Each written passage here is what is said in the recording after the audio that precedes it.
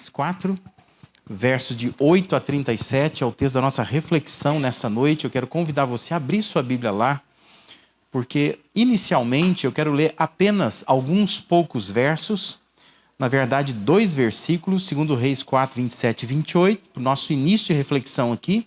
Depois, no decorrer da mensagem, a gente vai percorrendo esse texto, olhando para outros versos aí, tá? Acompanhe na tela aí, ó, ou com a sua Bíblia na mão, a versão que está na tela é da NVI, diz assim: ao encontrar o homem de Deus no monte, ela se abraçou aos seus pés. Geazi veio para afastá-la, mas o homem de Deus lhe disse: deixa em paz, ela está muito angustiada. Mas o Senhor nada me revelou e escondeu de mim a razão de sua angústia. E disse a mulher: acaso eu te pedi um filho, meu senhor? Não te disse para não me dar falsas esperanças? Sempre me chama a atenção a forma como a Bíblia, tanto no Antigo como no Novo Testamento, acaba dando visibilidade a histórias femininas. Mulheres entram em cena, muitas vezes, no Antigo Testamento, no Novo Testamento, e se tornam modelo, inspiração, tanto para homens quanto para mulheres que leem. Isso chama atenção justamente porque o leitor original, né, aqueles primeiros leitores lá do passado, fazia parte de uma cultura, sobretudo, machista. Então, você se deparar com um texto naquela época que está dando visibilidade a experiências femininas com Deus, levantando isso como um exemplo, né, de postura, de atitude, isso é algo que realmente chama atenção. Nesse capítulo 4 do segundo livro dos Reis, a gente se depara com 2 histórias acerca de 2 mulheres. O nome de nenhuma delas é revelado, mas as experiências com o profeta Eliseu tornaram essas histórias dignas de serem preservadas. Nos versículos de 1 a 7, é contada a história de uma viúva, de um dos discípulos do profeta. E essa viúva estava tão endividada que ela precisou de uma intervenção de Deus através do profeta para não perder os seus 2 filhos que iam ser vendidos como escravos, né? Pegos como pagamento de dívida. E nos versículos de 8 a 37, nós nos deparamos com outra mulher, identificada apenas como sunamita, por ser uma mulher moradora, talvez nascida na cidade chamada Sunem. E por isso que ela é chamada o tempo todo de sunamita. Ela é apresentada como uma mulher rica e uma mulher que é casada com um homem bem mais velho que ela. E que, diferente da viúva da história anterior, ela, até o momento que ela começa a conviver ali com Eliseu, ela não tem filho nenhum. É um casal que não tem filhos. De acordo com o versículo 8, ela se torna alguém que abençoa o profeta Eliseu com uma refeição. Diz que sempre quando o Eliseu passava por aquela cidade de Sunem, lembrando que o profeta era alguém itinerante, né? Ele andava de cidade, pregando a palavra, e por hora, às vezes, ele passava ali. E diz que quando ele passava ali, essa mulher passou a ser aquela pessoa que a recebia na sua casa, dava uma refeição para ele. E nessa convivência com ele, a Bíblia vai dizer que o coração dela se move para fazer algo um pouco a mais para esse homem. E aí a gente se depara lá com versículos 9 e 10, que dizem assim: de modo que ela disse ao marido: sei que esse homem que sempre vem aqui é um santo homem de Deus. Vamos construir lá em cima um quartinho de tijolos e colocar nele uma cama, uma mesa, uma cadeira e uma lamparina para ele. Assim, sempre que nos visitar, ele poderá ocupá-lo.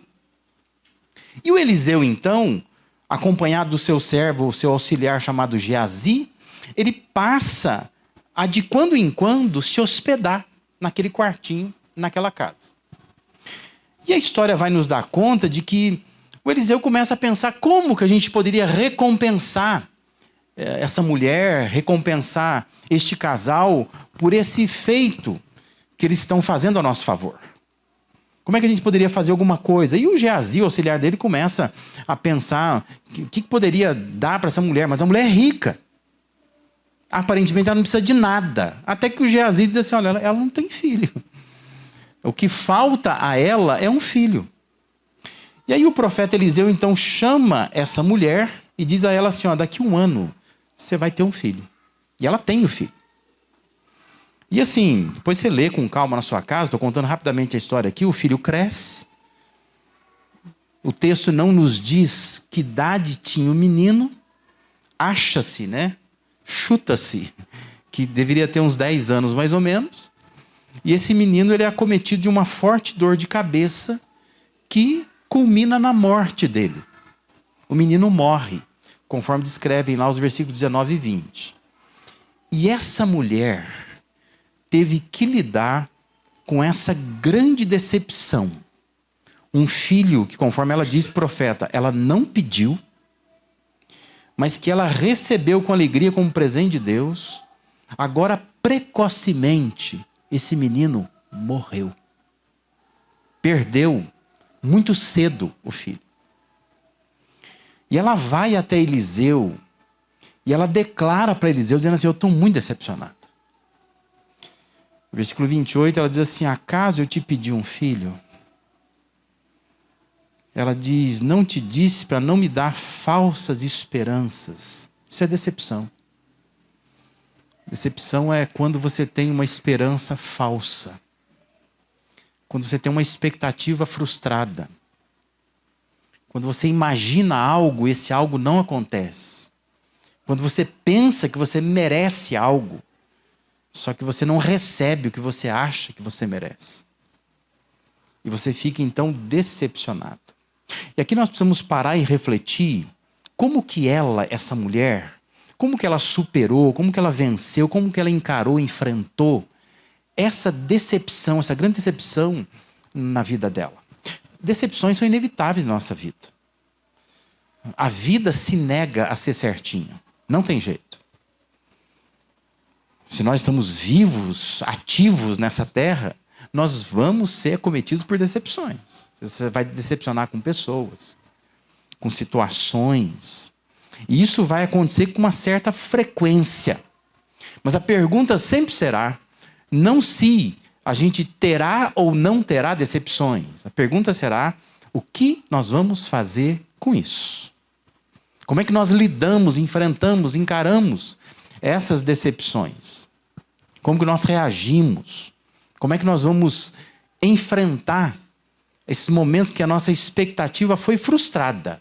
Eu achava que seria diferente e não é diferente. Então, a pergunta é, o que a gente vai fazer quando nós não sabemos mais o que fazer? Porque aquela sunamita, ela chegou nesse ponto. O que ela iria fazer quando ela não sabe mais o que fazer? O texto vai dizer que ela pega esse menino, põe o menino no colo. Provavelmente ela deu alguma coisa para o menino, um remédio para o menino, cuidou do menino, tentou ver o que faz com esse menino, e o menino morreu. E o que você faz quando você já não sabe mais o que fazer? E aqui então nós vamos observar como que essa mulher, ela supera a sua decepção. De que maneira? Quais são os segredos dela, né? Quais são os exemplos que ela acaba nos deixando aqui, da forma, da maneira de enfrentar nossas decepções. Em primeiro lugar, essa mulher enfrenta a decepção dela com fé. E aqui, eu quero já, não sei se te decepcionar, né? Ou arrancar a sua decepção, porque às vezes você vai decepcionar, fala assim, fé, pastor, eu achei que eu ia estudar outra coisa, né? Porque está pensando na fé. A gente tem que ter fé, né? Todo mundo fala que a gente tem que ter fé. Ou eu quero te decepcionar no sentido que talvez você está pensando assim, isso aí, tem que ter fé mesmo, né? Mas eu quero chamar a sua atenção não para uma fé, como uma espécie de pensamento positivo, mas para um comportamento que revela a fé de alguém. Essa mulher do texto, era uma mulher de fé. Ela já tinha fé. Ela não vai exercer fé agora, quando o filho morreu. Ela tem um histórico de fé. Porque aquela mulher, ela já tinha aberto o seu coração, a sua casa para Deus. Eliseu sendo alimentado, acolhido por ela, já era uma expressão de fé. Na concepção dela e daquele tempo, abrir a casa para um profeta, recebê-lo na sua casa, era abrir as portas para Deus. E ela estava concretizando com comportamentos, com atitudes, com práticas, a sua fé. É exatamente esse sentido que Hebreus 11, com aquele elenco de pessoas que vai aparecer lá, né, demonstrando fé, é nesse sentido que precisa ser visto. Não necessariamente aquele tipo de fé que confia que Deus vai fazer tudo. Mas a fé que tem confiança da presença, do poder de Deus. E por ter essa confiança, nós fazemos algumas coisas. Não é que Deus fará tudo por nós, mas nós faremos movimentos que revelam a nossa fé.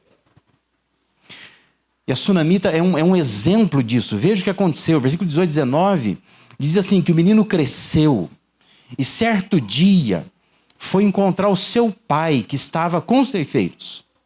De repente, ele começou a chamar o pai, o menino começou a chamar o pai. E ele chamava o pai gritando assim, ai minha cabeça, ai minha cabeça. Então o pai, como todo bom homem, não sabe o que fazer. Porque, o que eu vou fazer com esse menino, né? Então o pai disse a um servo, leva para a mãe dele. Todo pai faria isso, né? O menino está reclamando de dor, leva para a mãe. É a mãe que sabe fazer o que fazer, né, com uma criança. E aí, vai observando o texto, né? Aquele menino que Deus havia dado, presente de Deus. E eu quero chamar a sua atenção para isso. Nem sempre o presente de Deus nunca vai te dar problema, né? Entenda isso, né? Porque a gente acha que isso aqui não é presente de Deus, não, porque está me dando muito problema. É presente de Deus, mas dá problema. Mas aquele menino que Deus havia dado, e a mãe, sem entender o que estava acontecendo, ela não paralisou nesse fato, sabe? Porque ela poderia paralisar. Porque tem gente hoje que paralisa. A pessoa é capaz de pegar uma criança doente e ficar dizendo assim, Deus que deu essa criança. Não vou dar remédio, não vou levar para o médico, não vou fazer nada. Porque Deus vai cuidar dessa criança. Essa mulher podia fazer isso, não podia? Mas ela não faz isso. Porque nós estamos um tanto equivocados no que se refere à fé. Porque para nós fé é você lançar sobre Deus a responsabilidade de tudo. E pensar assim, Deus vai fazer. Mas essa mulher, ela pensava assim, já que eu confio em Deus, eu vou fazer. E o texto diz que ela cuidou do menino até as 12 horas. Ela ficou com esse menino no colo, cuidando dele. O texto diz que o menino morreu. E ela teve fé suficiente para levar o menino e o deitar na cama que Eliseu dormia. Você está entendendo a fé dela? É aqui que o profeta dorme. Eu vou colocar esse menino na cama que ele dorme. Isso é um ato de fé que ela está fazendo aqui. Ela chamou o marido e disse, eu preciso de um servo. Eu preciso de uma jumenta para ir até o homem de Deus. Ela pessoalmente foi buscar ajuda. Era a sua fé. Ela não mandou o marido, não mandou o servo. Ela está dizendo, essa aqui é uma questão minha. É um filho que Deus me deu. Então a questão aqui é minha fé. E eu vou resolver isso aqui. E eu preciso ir até o homem de Deus. E o versículo 24 diz que ela mandou selar a jumenta e disse ao servo: vamos rápido, só pare quando eu mandar. Se fosse hoje, teria talvez o Uber, né? Entrou no Uber e ela diz assim: ó, só para quando eu mandar, acelera esse carro aí. Tudo isso faz parte da fé dessa mulher. É a fé que se materializa em feitos. E é importante que nós entendamos isso nessa noite aqui. A disposição, a postura, o comportamento dela demonstraram a fé. A fé que essa mulher tinha. E foi com essa fé que ela começou a superar a sua decepção. Ela poderia paralisar, dizer, fazer o quê, né? Deus deu, Deus tirou, e agora eu vou ficar aqui lamentando, vou chorar, eu não merecia passar por isso. Mas ela resolve agir por fé. E ela começa a superar a decepção dela com fé. Eu quero que você entenda isso nessa noite. Se você está passando por decepções, já passou por decepções, vai passar por decepções, enfrenta isso com fé. Mas não esse tipo de fé, sabe, de pensamento positivo. Não esse tipo de fé que você fica assim, Deus vai fazer. Eu vou descansar e Deus vai fazer. Tem horas você tem que descansar e deixar Deus fazer. Mas, biblicamente, fé não é só isso. Observe algumas narrativas dos evangelhos. Imagina aquele homem coxo, que a Bíblia diz lá, nos evangelhos, que 4 amigos pegam esse rapaz, faz um buraco no telhado e desce até Jesus. Imagina se eles tivessem uma fé do tipo que nós estamos pensando. Eles ficam lá fora, vendo que tem uma multidão, não dá para entrar na casa, e eles ficam assim, não, vamos orar, se Deus é Deus, Jesus vai sair aqui fora e vai atender a gente. Gente, eles não fazem isso. Eles sobem no telhado, eles abrem um buraco no telhado, eles enfiam esse amigo lá para baixo, colocam na presença de Jesus. Isso é fé. Porque eles acreditavam, confiavam, ele pode fazer alguma coisa. Mas muitas vezes para nós fé é paralisar, é ficar parado dizendo assim, eu vou esperar até que Deus faça. Haja com confiança.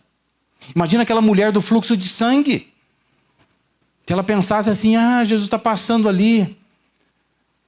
Se Deus quer realmente resolver essa situação, eu vou ficar aqui, vou ficar olhando para Ele, e quem sabe eu vou ser curada. Não, ela não faz isso.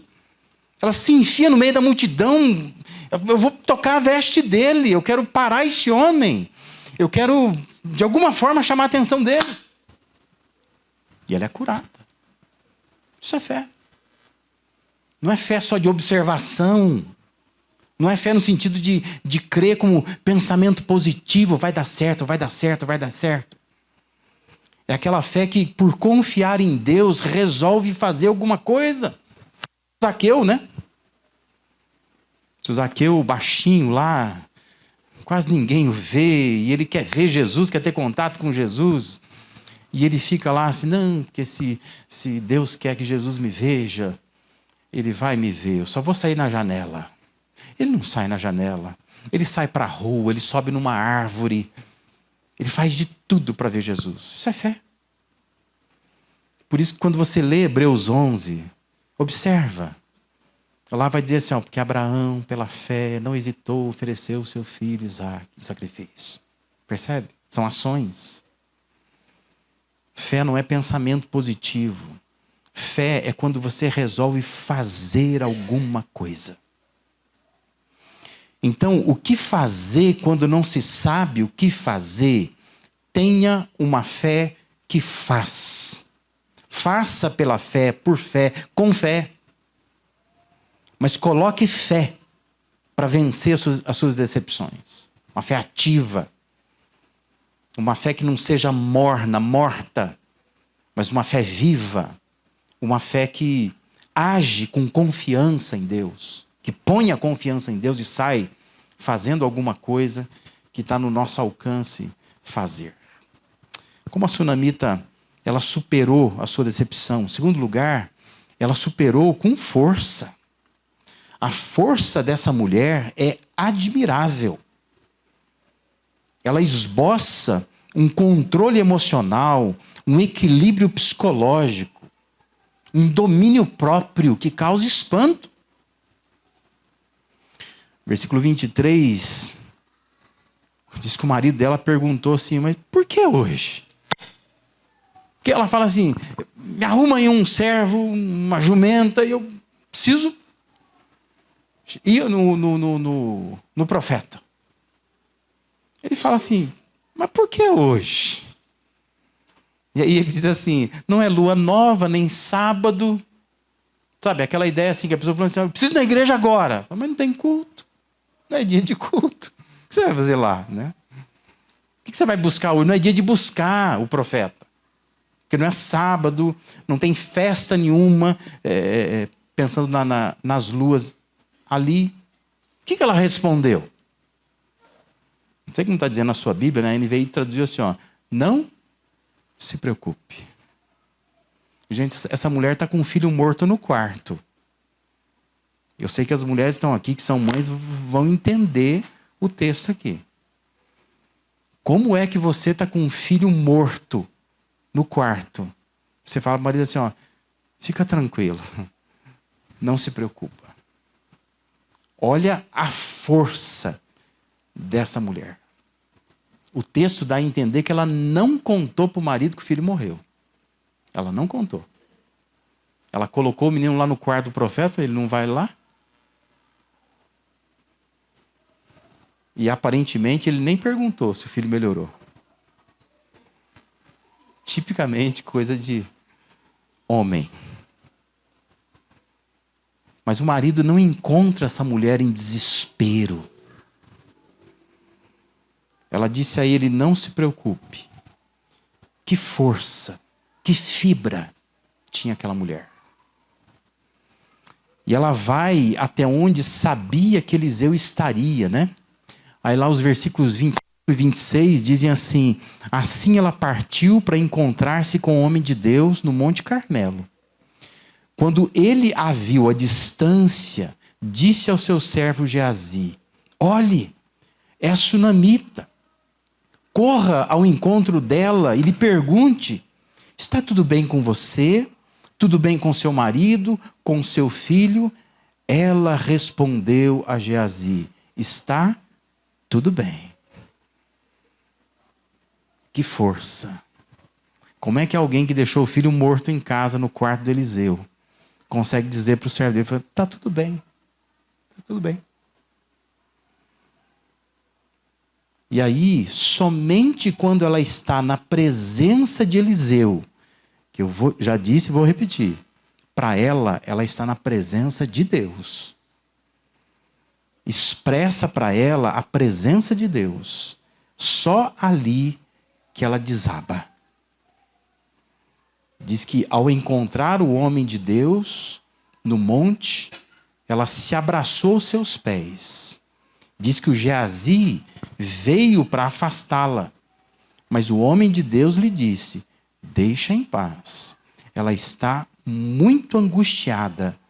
Mas o Senhor nada me revelou e escondeu de mim a razão da sua angústia.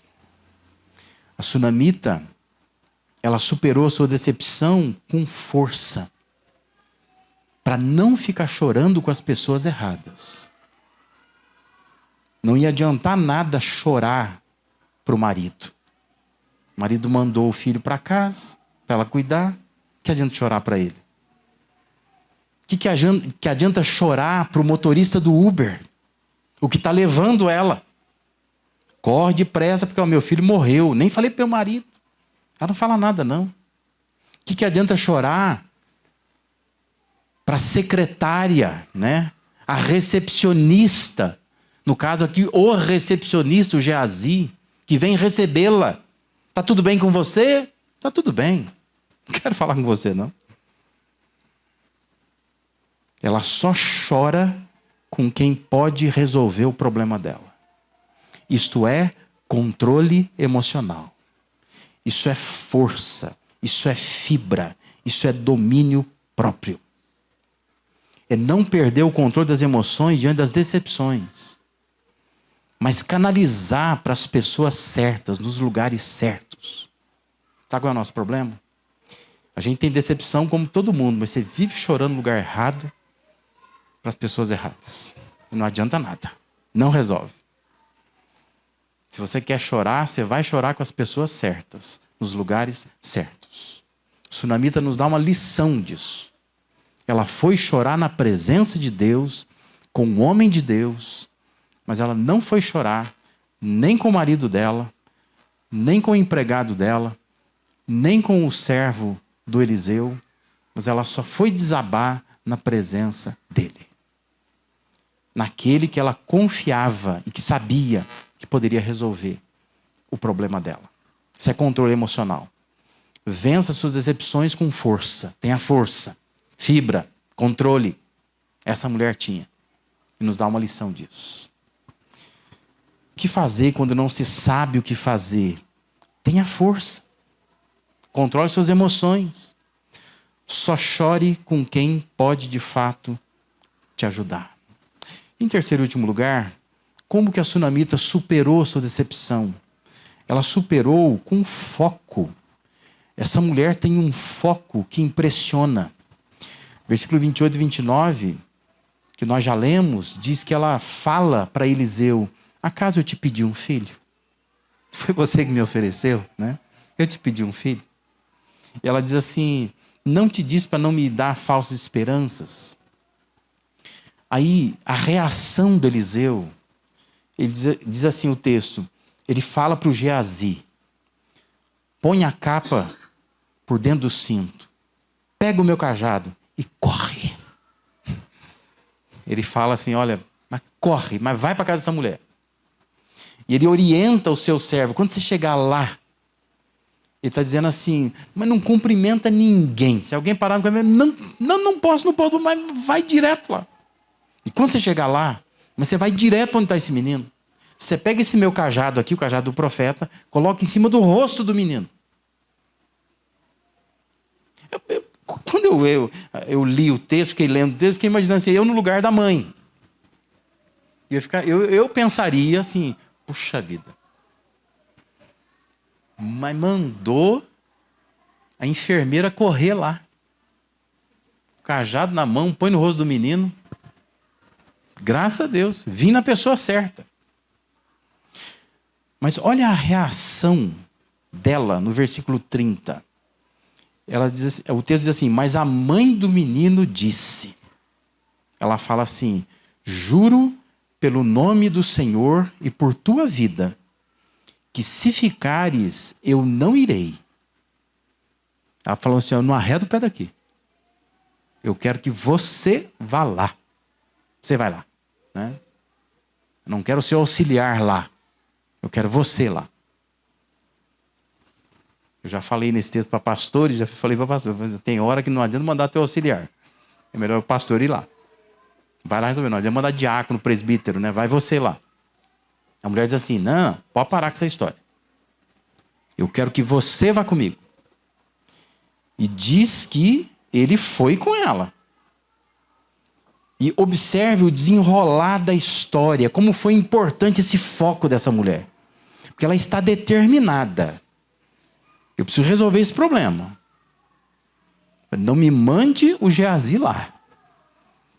Eu quero o Eliseu lá. Porque para ela o Eliseu é Deus lá. Então você vai lá, está no teu quarto, na tua cama. Então eu quero você lá. E diz que ele foi. Olha como diz o texto lá, versículo 31, 36. Geazi chegou primeiro, porque ele saiu correndo, né? O Eliseu mandou, ele saiu correndo. O bicho é obediente. Diz que ele pôs o cajado sobre o rosto do menino, mas diz que o menino não falou nem reagiu. Então Geazi voltou para encontrar-se com Eliseu e ele disse: o menino não voltou assim. Ó. Entendeu a importância do foco? Mulher sabe das coisas, né? Falando, isso não vai resolver. Não adianta o negócio de botar cajado, porque eu já botei em cima da tua cama, onde você dorme, não resolveu não. Agora vai botar cajado no rosto do menino e vai resolver? Eu quero você lá. E aí diz então que o Eliseu chega na casa, vai lá onde está o menino morto, estendido na cama. Diz que o Eliseu entrou, fechou a porta, orou ao Senhor. Então ele deitou sobre o menino, boca a boca, olhos com olhos, mão com as mãos. Enquanto ele se debruçava sobre ele, o corpo do menino foi se aquecendo. Aí diz que Eliseu se levantou, começou a andar pelo quarto, depois subiu na cama de novo. Você vê que o negócio era difícil, a mulher sabia, né? Eu estou com esse menino de manhã até meio-dia. Não é fácil, não vai ser simples resolver esse negócio, né? Aí diz que o Eliseu vai lá, sobe na cama de novo, debruça mais uma vez sobre ele, diz que o menino espirrou 7 vezes e abriu os olhos. Aí Eliseu então chamou Geazi e mandou chamar a sunamita. E ele obedeceu. Quando ela chegou, Eliseu disse: pegue o seu filho. É linda a história, né? Fica a lição aqui para nós, né? Quando a gente se sentir decepcionado com alguma coisa, nós devemos lutar com as pessoas certas. Porque se você estiver decepcionado, se lutar com a pessoa errada, a pessoa te põe a perder. Se estiver decepcionado, é melhor você lutar com as pessoas certas. Porque às vezes você está decepcionado com o seu casamento, por exemplo. Se você lutar com a pessoa errada, você vai parar no divórcio. Se você estiver decepcionado com a igreja, se você lutar com a pessoa errada, você vai sair da igreja. Se você estiver decepcionado com o seu trabalho, se você lutar com a pessoa errada, você vai sair do seu trabalho. É interessante essa história, porque nos ensina, quando nós tivermos decepções, tenha foco.